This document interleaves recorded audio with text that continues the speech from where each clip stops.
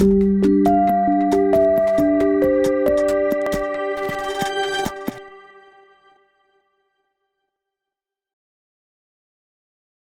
Welcome, Rory. How are you?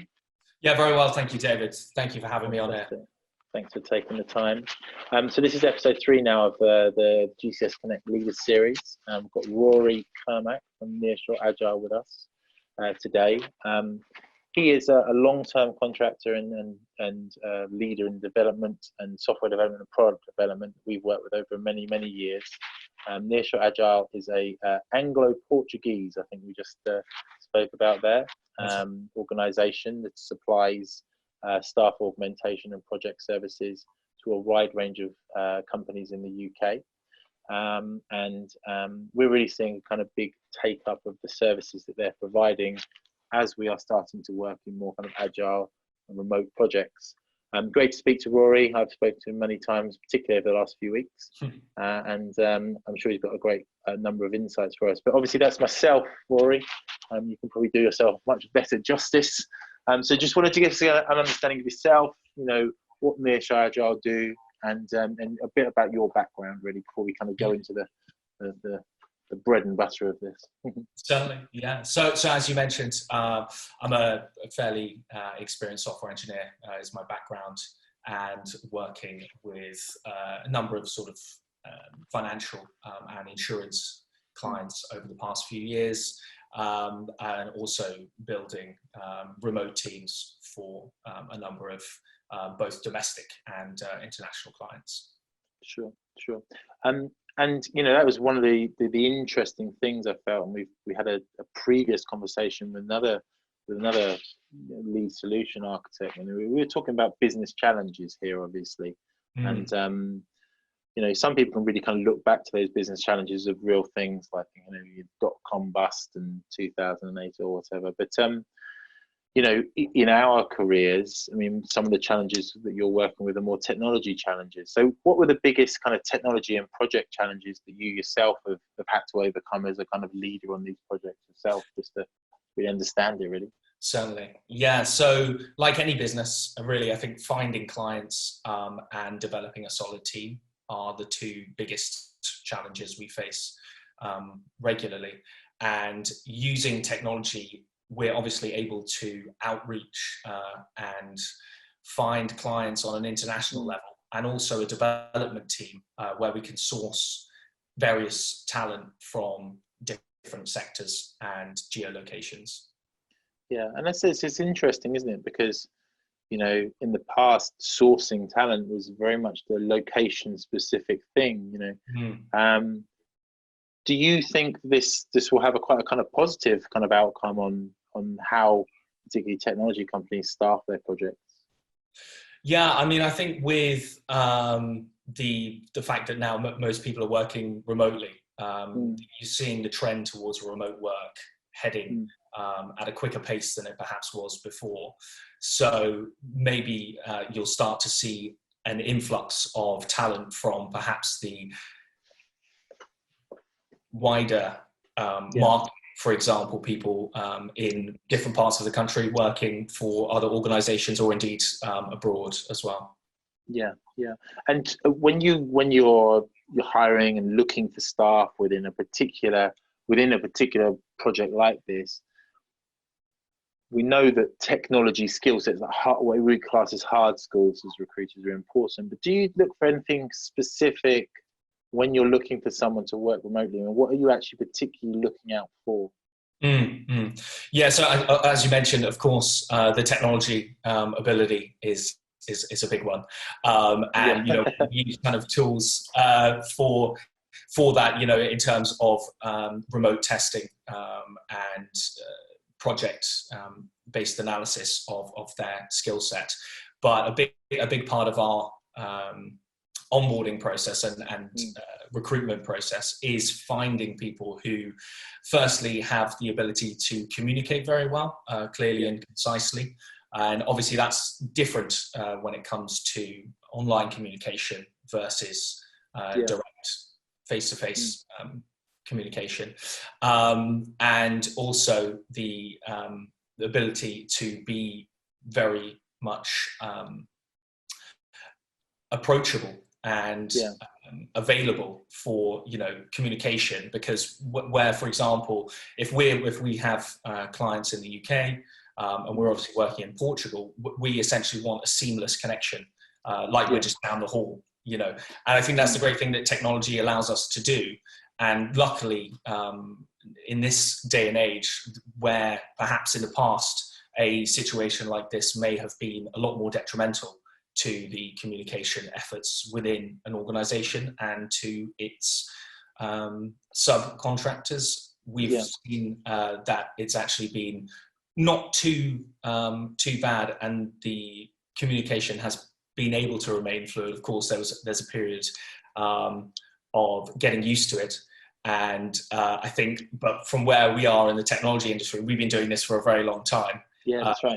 Maybe now people are just sort of having to catch up. In the recruitment industry, we're just catching up, Rory. We're used to be sat next to each other on a desk or whatever. What sort of tools do you use then? You're running a remote project. I mean, it's me, I'm moving between all sorts of different video communications devices, that sort of stuff. What would you say is your key essential tools to run a remote project well?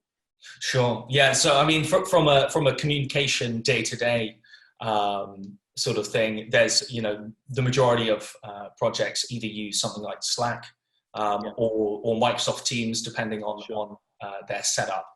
And from a process point of view, obviously with a software development project, for example, and how we work specifically in an agile process, you have tools such as Jira, which allow you to, plan and track the work that people are doing.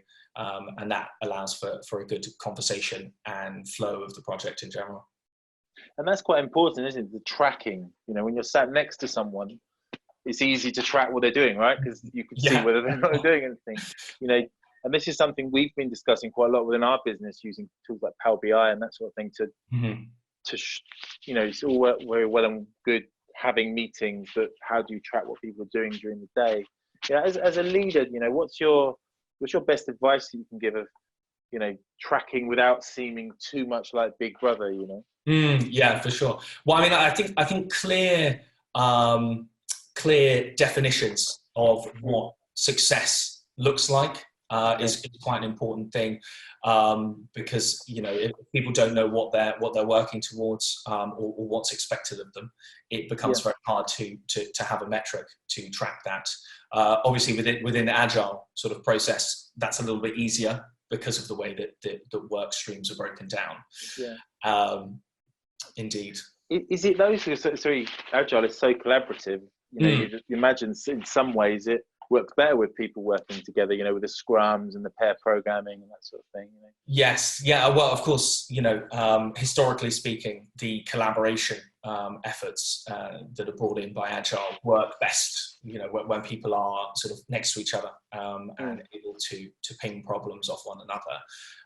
So that's certainly a challenge, where normally our development teams co-located. We've had to move to a more remote structure. So it's about finding, I think, the balance between keeping that collaboration alive, but also having a level of trust with your staff that they will, achieve what needs to get done. And with a tool, for example, like Jira or a simple Scrum board, it's easy to see how that moves along. Yeah, and I guess that links as well into when you're working with clients, reporting back to clients, that you can they can track progress, that sort of thing, because obviously they're interested as well as the sort of structure you've set up to do it. Absolutely. So, I mean, one thing that we've started to look at is providing access to the Scrum boards, just to provide a bit more visibility across those projects, so you can actually see it. See the progress in real time. And I think that really helps ease any issues that people have where it comes to a remote team. Yeah, that's right. Yeah, because that's always the thing with a customer, isn't it? What's happening? Where am I? So that's one of the good things around Agile. Yeah.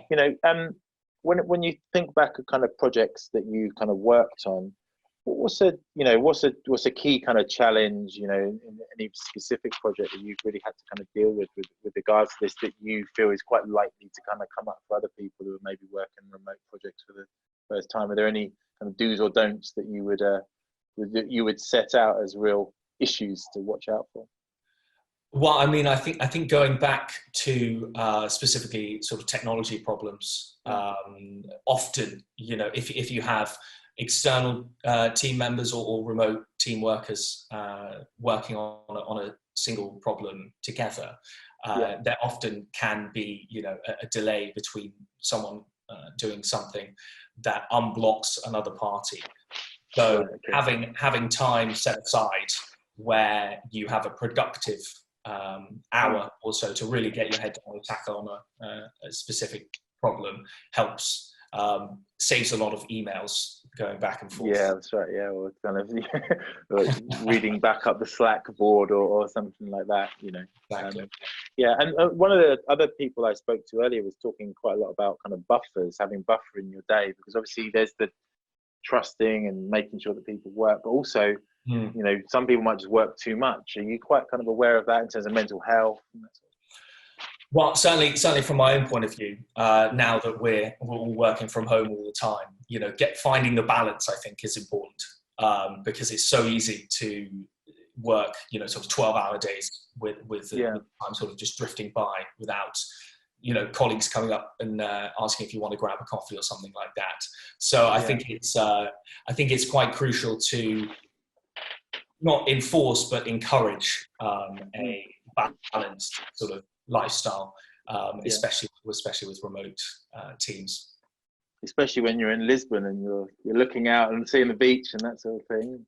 Indeed, yeah.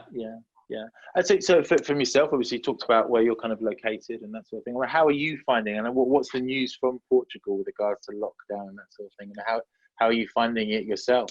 We've been quite lucky in Portugal because the lockdown measures were sort of brought in quite early on compared to obviously back in the UK. And people have generally been pretty good here at keeping their distance and not socializing. So that's obviously a positive. But like everywhere else in the world, all the majority of shops and stuff have been shut for quite some time now.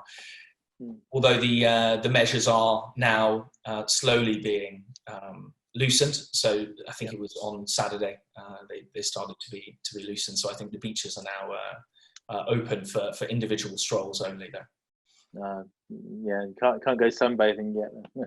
No, well, maybe alone, but certainly solo sunbathing. And you're out there at the moment, and I think it's interesting. We're talking about business change and that sort of thing. We're working with quite a lot of companies out in Portugal, and what do you feel being based in that location kind of gives you and that the ability that you have to provide different types of solutions? So I think from a geo location point of view, one of the main benefits of being here in Lisbon and with the majority of our client base being in the UK is that we're in the same time zone first and foremost. So it makes collaborative working quite easy. Sure. And I think that now that we're, as I mentioned, with the move towards more and more people working remotely, it sort of allows us to be similar to being in another city in the UK, but obviously with the benefits that a nearshore solution has to offer. Sure. Yeah. And talking about again geolocations, with working with teams kind of around the world, you almost assume that people might be more drawn to a place with nicer weather and maybe a lower cost of housing, that sort of thing. Well, why would you, if you can work in Portugal, why not work in Portugal? Yes, well, I certainly was. So let's. Fantastic. That's my view, at least. Good stuff. So going forward, one of the things we're talking about is leadership here. And you work, I know, quite a lot with kind of an extended kind of, freelancer and contractor workforce, as well as your own kind of employees and that sort of thing. As a leader of projects and that sort of thing, how do you think your how do you think your leadership skills and your leadership style has maybe changed over the last 3 months as it might have been so far with Nearshore? Mm-hmm. Certainly. Well, I mean, I think from a business acquisition point of view, obviously we've had to adapt and move to a more online model. So whereas previously we have a very strong UK engagement model where where we'll go into clients' offices and sort of explain the project and that they're looking to achieve, and obviously outline how we can be of assistance. Whereas now we're sort of having to move that to a more online focused strategy. So, and I think one thing that has been an interesting challenge is being able to differentiate yourselves, obviously, from the myriad of other similar companies that exist. And whereas before that was perhaps a little easier because of personal relationships and communication. Right. Now it's it's sort of a lot more of an online focused approach. Sure. Do you find it's easier to get in touch with people? I do. Obviously, I'm speaking to more clients than I ever did, really, certainly in the last 3 years. Yeah, LinkedIn has certainly increased its usership on a daily basis, I'm sure. Yeah.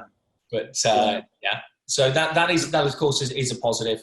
But I think as well, this is such a extraordinary time that yes, you may be able to get in contact with people, but perhaps the projects that they had on the table have been sort of shelved or delayed or whatever. Yeah, exactly. It's tough times for everyone kind of out there, and we're seeing certain areas picking up and certain areas not.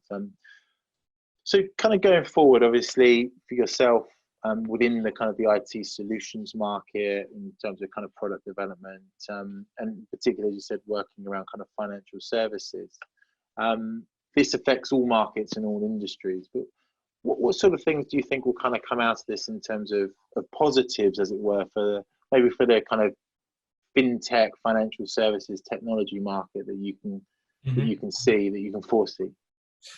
Yeah, well, I mean, I think probably what will happen, and I wouldn't want to predict the future, but is that you're going to see a shift, I think, in the global supply chain.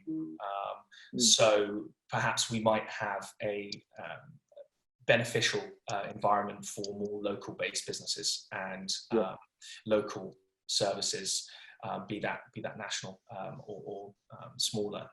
And I think that it will be a boom time for digital services as more and more people get used to the idea of everything being online, and especially within the financial area. I think you're already seeing a shift towards online-based servicing and branch visits, for example, in retail banking has been going down.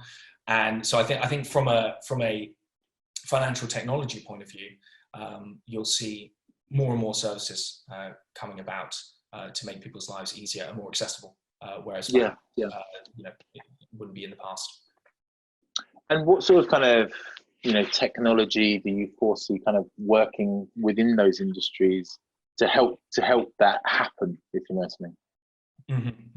I think from an augmented virtual reality point of view, which is perhaps not what you immediately associate with finance, but certainly within other sectors, and indeed the financial insurance sector, I think you'll start seeing more of a move towards providing a more interactive and in-depth experience for customers and clients, to allow them to be a little bit more interactive and feel that they are getting the customer service that they crave.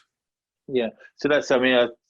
Like we've all got our mobile apps for banking, but what we might want is maybe a video kind of application. We're doing a video application for a mortgage or something like that. You don't really just want to fill in the forms. Certainly, yeah, or potentially, with financial advice, and perhaps virtual meeting office spaces might start to crop up. I think it's probably actually going to be quite an exciting time for the virtual space in terms of those, augmented office spaces and meeting technologies. And do you think that that will be driven by the big players in financial services, or for instance, I've got a Revolut account, right? So I kind of use that. Do you think it's going to be driven by the disruptors, or do you think that the big four banks or the big banks are prepared for that and have been doing the work on that themselves? I think that over, sort of the past 5 years, you've certainly seen a lot of the more mainstream players move into technological applications and trying to keep at the forefront, obviously keeping pace with people like Starling and Monzo and these other sort of players within the space. But it's very difficult to tell, given how the technology sector tends to react to changes in the market. I think potentially we could see some really interesting ideas and innovations coming from smaller teams that then pave the way for perhaps more mainstream players to utilize. Yeah. And do you think that kind of going forward with technology, that this will the platform, as it were, that we're talking about kind of virtual reality, augmented reality in terms of customer service, that sort of thing. Do you think that the technology is there? One of the things we've had in other conversations is how industry hasn't moved, but technology is already prepared for this. Or do you think there's quite a lot of work for tech to do to give the proper customer service that a banking customer would want? Well, I think in a lot of areas, the technology certainly exists and has done for, certainly from a development point of view, certainly has done and has existed for quite some time. And you see how a few of these startups have utilized that technology. And I think that what will happen is that perhaps the pace in which these technologies get picked up out of necessity and wanting to deliver a better customer experience will mean that they're picked up, and certainly perhaps a little bit more in the niche areas of technology, certainly in sort of augmented reality and virtual reality. I think those will probably start to speed up the pace of innovation and adoption. That's right, because in the end, it is about, one of the outcomes of business trying to make it all productive and efficient and easy to use at this moment in time, which these types of things can do. So, and safer as well, I guess. How do you think? And obviously, we're a technology recruiter. How do you think that the technology recruitment landscape will change as we kind of go forward? I think probably what will be the case is that it may become a little harder to find the right fit for your team. I think people will be more hesitant perhaps to, whereas before they may have left a role for something a bit more exotic and exciting, people might be looking for a little bit more security and longevity at this point. But saying that, I think that there is also a lot of talent that will become available because of this situation we find ourselves within. I think probably from a different angle, it wasn't too long ago that IR35 was the big thing that a lot of people in the technology sector were concerned about, and I think that the flexible workforce we've already started to see, especially within the UK market, has started to dry up in terms of people being less willing. Flight to safety, isn't it? Well, into safety.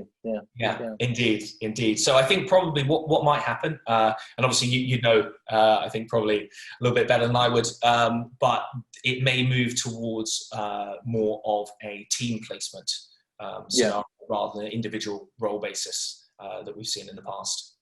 Yeah, that's right. Trying to put together the projects on a statement of work basis or something like that, and to almost more guarantee to the client this is what's going to happen at the end. If you know what I mean. Yes. So yeah, no, I think it's really interesting times, and from your side, it must be a bit scary, but quite exciting for you, kind of at the start of your journey as a business in some ways. Yeah, well, obviously, like a lot of people, it's certainly not business as usual. So it's very interesting times indeed. But I think that certainly from my point of view, anything which is speeding up the technological adoption of these various technologies is exciting.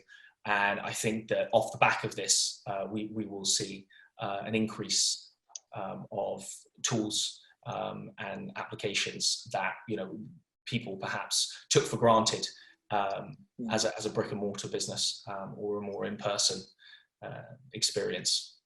Yeah. Yes, this is definitely transformative times, isn't it? So hopefully we're at the forefront of that. So Rory, it's been great speaking to you today. Thank you very much. I'm very jealous of you being out there in Lisbon, although the weather isn't too bad here in the UK. But yeah, thank you very much, and I look forward to speaking soon. Thanks, David.